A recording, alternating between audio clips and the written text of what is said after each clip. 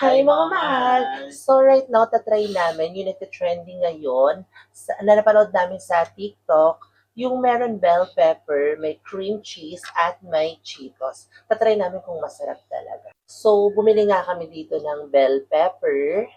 Bumili din kami ng very affordable lang na cream cheese para budget friendly. Yung napili namin yung Arla. Then, bumili din kami syempre ng Cheetos. So, si Cheetos na maliit ang binili namin kasi masyado siyang pricey.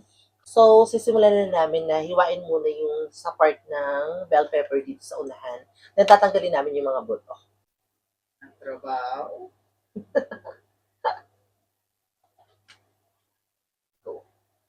Ayan, natanggal niya na yung buto. So, bubuksan na namin yung aming cream cheese na Arla para mailagay namin doon sa bell pepper. So, lalagyan na natin ng cream cheese. Oh my God. Sa nakikita ko sa mga content, parang pinupuno talaga nila ng cream cheese. So, pinuno na namin siya ng cream cheese. Ayan, guys. Ilalagay na natin yung ating Cheetos. Tama ba ako, Cheetos? Cheetos niya. Kasi nagdadalawang isip ako talaga kung bibiling ko is Cheetos or bibiling ko yung cheesy lang ng mga Cheetos. Maglagay-lagay ka lang. Yan pa. Nalimutan mo sa nabibili. Ayan. Nadamihan natin yung Cheetos para medyo malasa siya.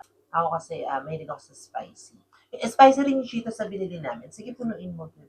Kasi actually, parang chichirya siya. Nagtataka ko kung bakit 150 pesos siya eh.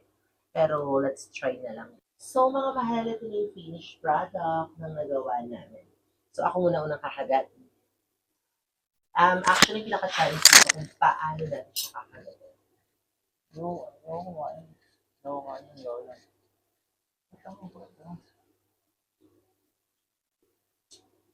Masarap siya pero parang sakto lang. Feeling ko mas masarap lang kung ito lang talaga yung cream cheese at saka chito. Try mo pa.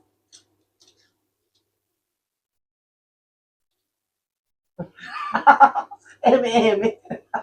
Hindi kinagat. So mga mahal, kung i-rate ko yung lasa nito as a food content creator din before, for me lang na, sa akin lang naman to, it's 7 out of 10 lang talaga siya sa akin. Pinaka-masarap yung cream cheese, nagpalinamnam siya.